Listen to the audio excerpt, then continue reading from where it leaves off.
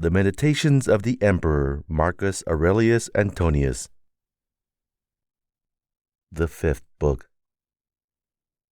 In the morning, when you find yourself unwilling to rise, have this thought at hand: I arise to the proper business of man, and shall I repine at the setting about that work for which I was born and brought into the world?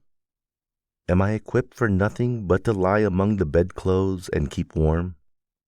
But, you say, it is more pleasant so.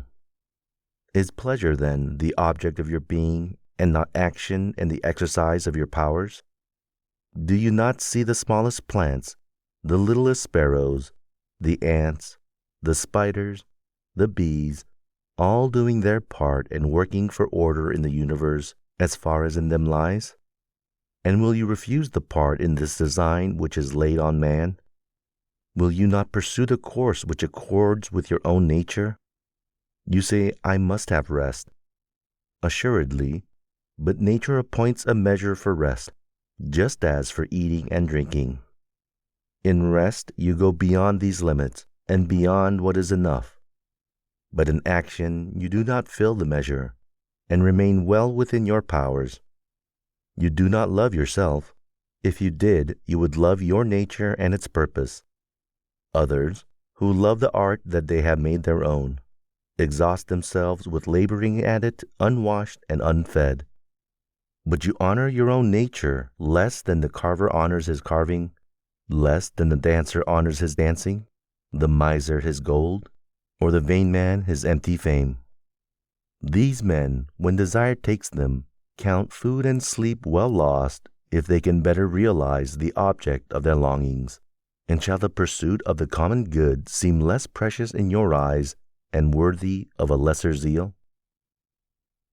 How easy is it to thrust away and blot out each impression that is disturbing and unfit, and forthwith to enjoy perfect tranquility. Judge no speech or action unworthy of you which is consistent with nature. Be not dissuaded by any consequent criticism or censure from others. But if the speech or action be honorable, judge yourself worthy to say or do it. Those who criticize you have their own conscience and their own motives. These you are not to regard, but follow a straight course, guided by your own nature and the nature of the universe, both of which point the same way.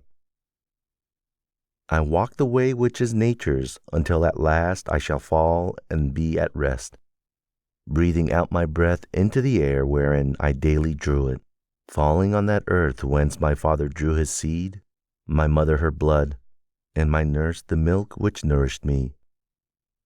On that earth which has given me my daily food and drink through all these years, which sustains my footsteps, and bears with me, her manifold abuser.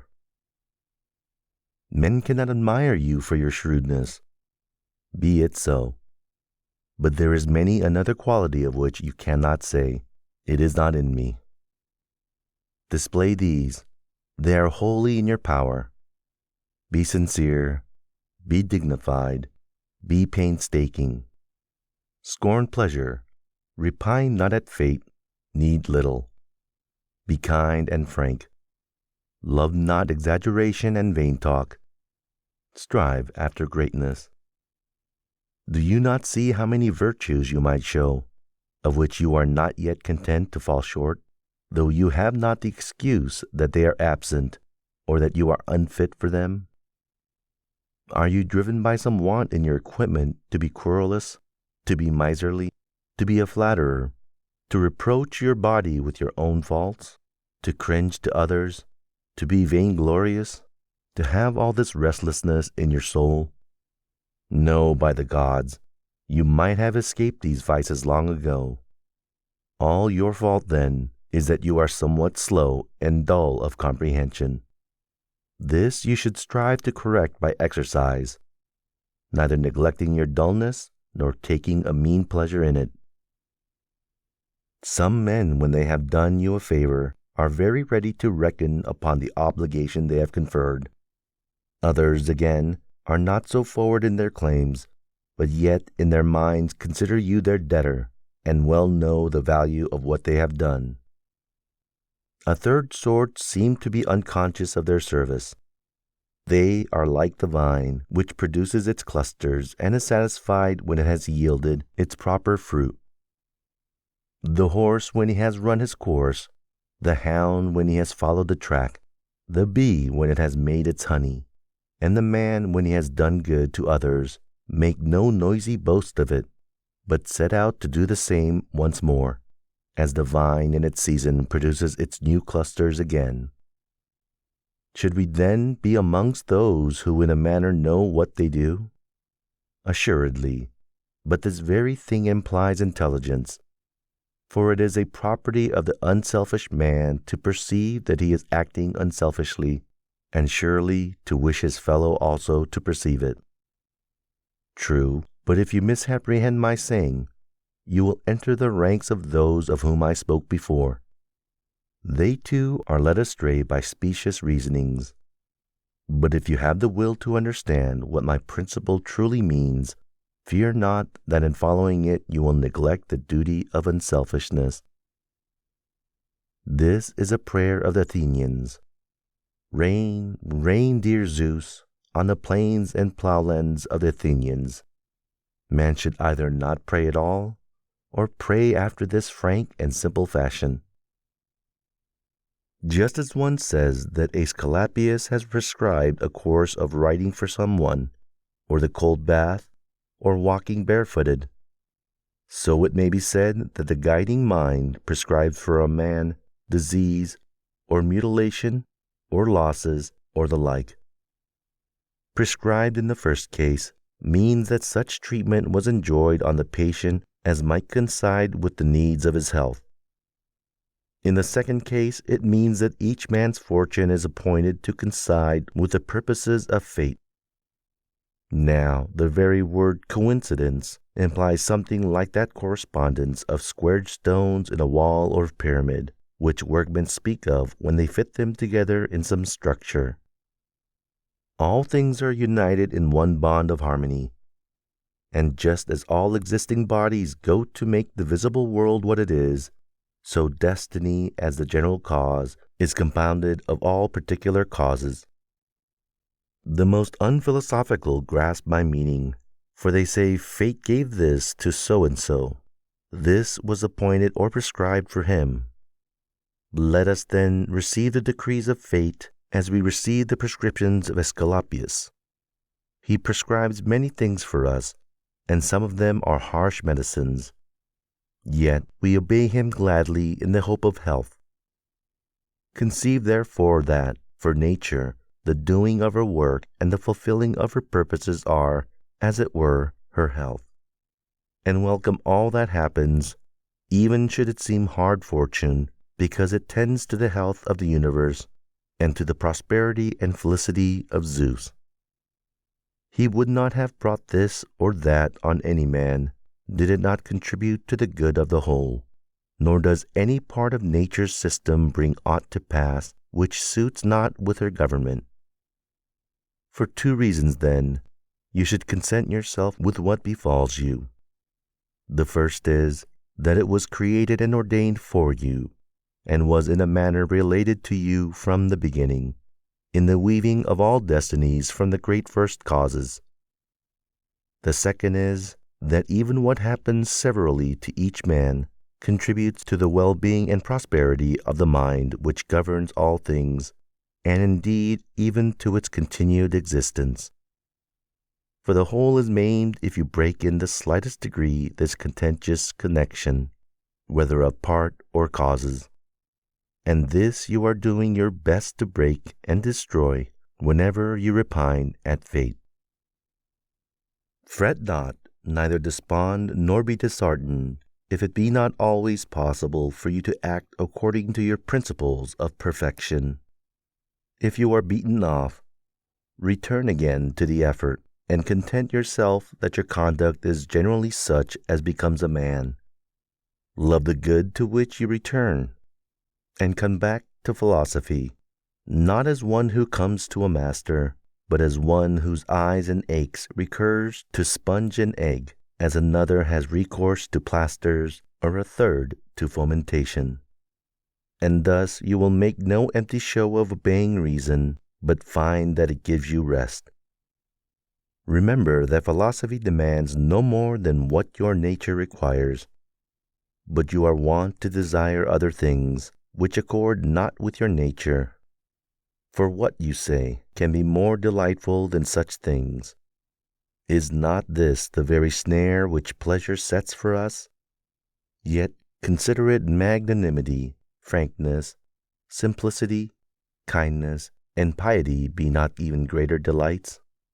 And what is sweeter than wisdom itself, when you are conscious of security and felicity in your powers of apprehension and reason? The natures of things are so covered up from us, that to many philosophers, and these no mean ones, all things seem incomprehensible. The Stoic themselves own that it is difficult to comprehend anything with certainty. All our assent is inconsistent, for where is the consistent man? Consider too the objects of our knowledge, how transitory are they, and how mean. How often they are in the possession of the debauch, of the harlot, of the robber. Review again the morals of your contemporaries. It is scarcely possible to tolerate the best-mannered among them, not to say that a man can scarcely tolerate himself. Amid such darkness and filth, in this perpetual flux of substance, of time, of motion, and of things moved, I can perceive nothing worthy of esteem or of desire. On the contrary, we should comfort ourselves as we await our natural dissolution, and not be vexed at the delay, but find rest in these thoughts. First, that nothing can befall us which is not in accord with the nature of all things. Second, that it is always in our power not to do anything against the divine spirit within us. To this no force can compel us. To what end am I using my soul? Let me examine myself as to this on all occasions, and consider what is passing now in that part of me which men call the ruler of the rest. Let me think too, who's in the soul that I have. Is it a child's? Is it a youth's, a timorous woman's, or a tyrant's? The soul of a tame beast or of a savage one? Of what value the things are which the many account good, you may judge from this. If a man has conceived certain things, such as prudence, temperance, justice, or courage, to be good in the real sense, he cannot, while he is of this mind, readily listen to the traditional guide about a superabundance of good things. It will not fit the case, but when he has in mind things which seem good in the eyes of the multitude, he is perfectly willing to hear and accept as quite appropriate the raillery of the comic poet. Thus even the ordinary mind perceives the difference. For if this were not so, we would not in the first case repudiate the jest as offensive, nor would we salute it as a happy witticism when applied to wealth or to the opulence which produces luxury and ostentation. Proceed then, and put the question whether these things are to be valued and esteemed good, of which we may have such an opinion that we may aptly say of their possessor, he has so many possessions about him that he has no place wherein to ease himself. I consist of a formal and a material element. Neither of these two shall die and fade into nothingness, since neither came into being out of nothing. Every part of me, then, will be transformed and ranged again in some part of the universe. That part of the universe will itself be transmuted into another part, and so on for all time coming. By some such change as this I came into being, likewise my progenitors, and so back from all time past. There is no objection to this theory, even though the world be governed by determined cycles of revolution. Reason and the art of thinking are powers which are complete in themselves and in their special processes. They start from their own internal principle and proceed to their appointed end.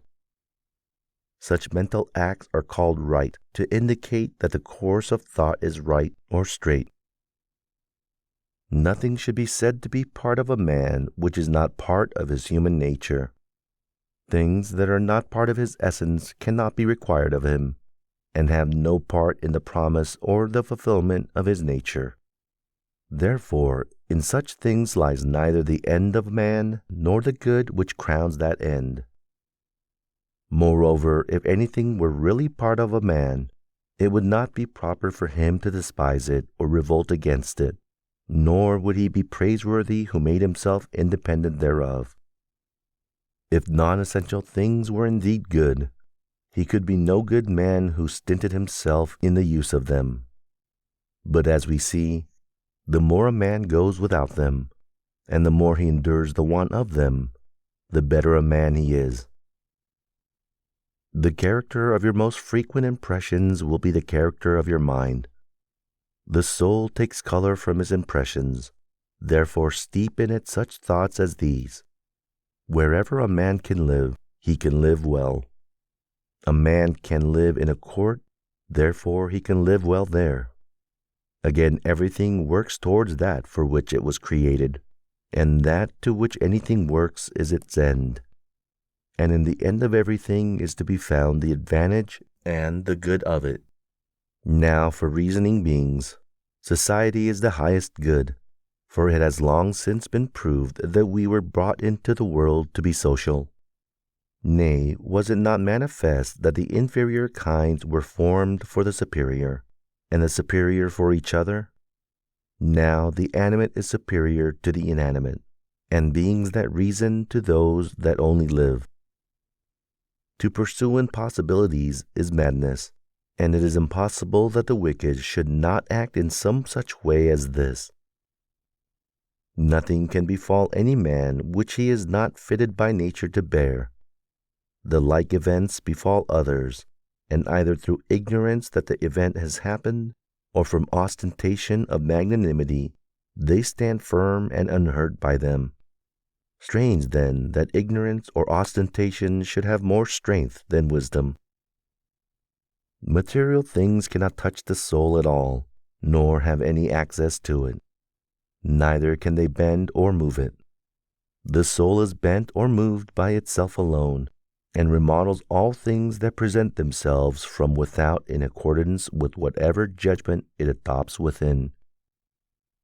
In one respect, man is nearest and dearest to me, insofar that is, as I must do good to him and bear with him.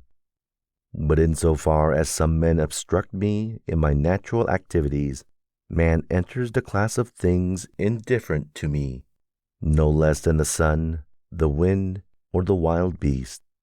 By these indeed some special action may be impeded, but no interference with my purpose or with my inward disposition can come from them, thanks to my acceptive and modifying powers.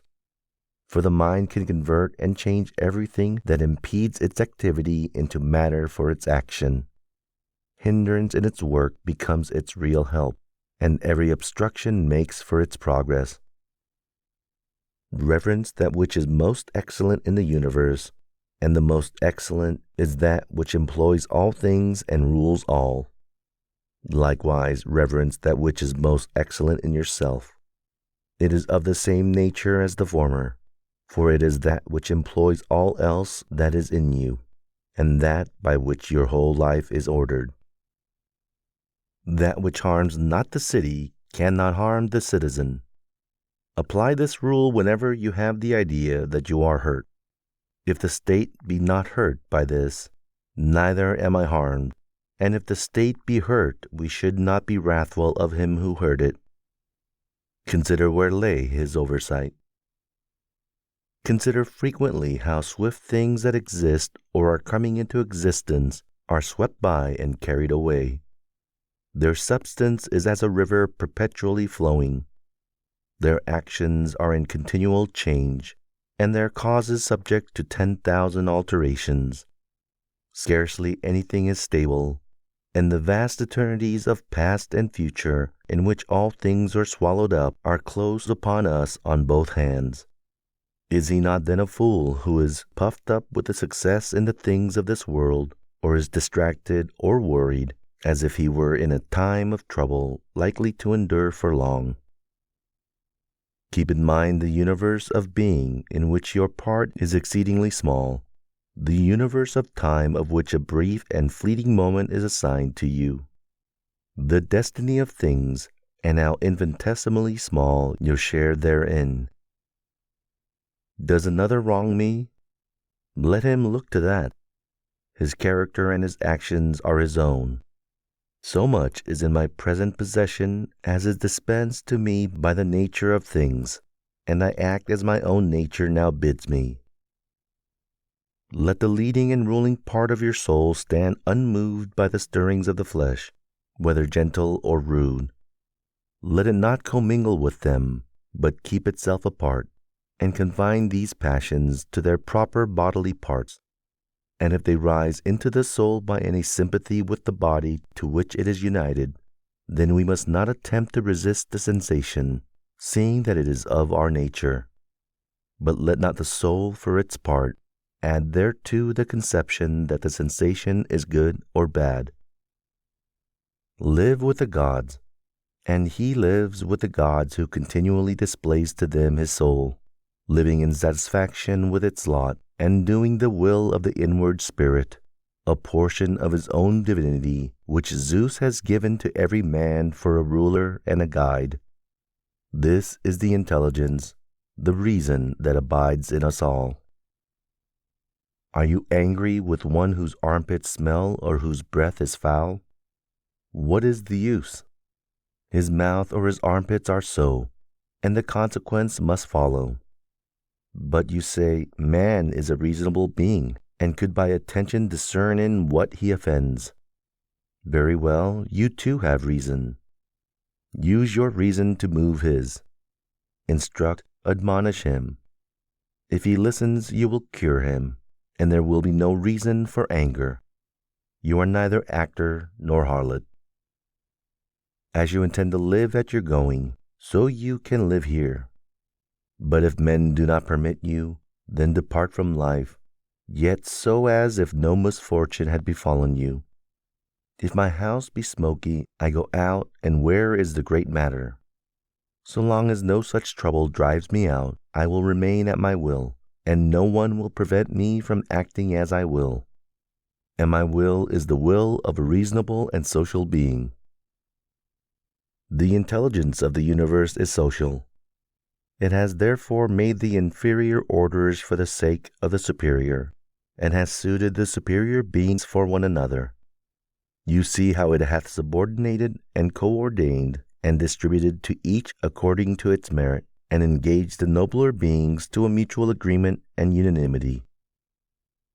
How have you behaved toward the gods, toward your parents, your brothers, your wife, your children, your teachers, those who reared you, your friends, your intimates, your slaves?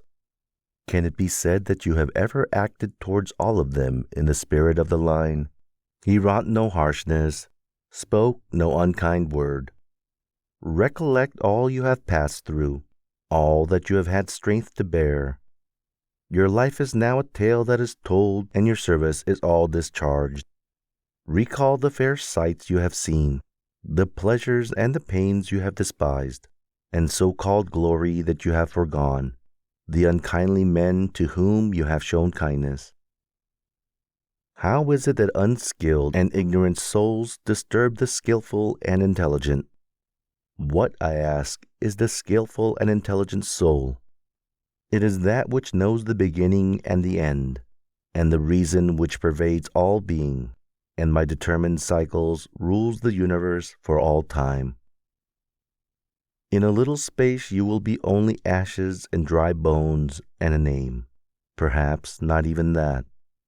A name is but so much empty sound and echo, and the things which are so much prized in life are empty, mean, and rotten. We are as puppies that snap at one another, as children that quarrel, laugh, and presently weep again. But integrity, modesty, justice, and truth, up from the wide earth have soared to heaven. What then should detain you here? Things sensible are ever changing and unstable. The senses are dull and easily deceived. The poor soul itself is a mere exhalation from blood. Fame in such a world is a thing of naught. What then? You await calmly extinction or transformation, whichever it may be, until the fullness of the time become what is to suffice you. What else than a life spent in fearing and praising the gods, and in the practice of benevolence, toleration, and forbearance towards men? And whatsoever lies beyond the bounds of flesh and breath, remember that it is neither yours nor in your power. A prosperous life may be yours if only you can take the right path and keep to it in all you think and do. Two advantages are common to gods, to men, and to every rational soul. In the first place, nothing external to themselves has power to hinder them. In the second, their happiness lies in having mind and conduct disposed to justice, and in the power to make that the end of all desire. If the fault be not my sin, nor a consequence of it, if there be no damage to the common good, why am I perturbed about it? Wherein is the harm to the common good? Be not incautiously carried away by sentiment, but aid him that needs it according to your power and his desert. If he need be of the things which are indifferent, think not that he is harmed thereby, for so to think is an evil habit. But as in the comedy, the old man begs to have his foster child's top for a keepsake, though he knows well that it is top and nothing more, so should you act also in the affairs of life. You mount the rostra and cry aloud, O man, have you forgotten what is the real value of what you seek? No, but the many are keen in their pursuit of it. Are you then to be a fool because they are? In whatever case I had been left, I could have made my good fortune. For what is it to make a fortune but to confer good things upon oneself? And true good things are a worthy frame of mind, worthy impulses, worthy actions.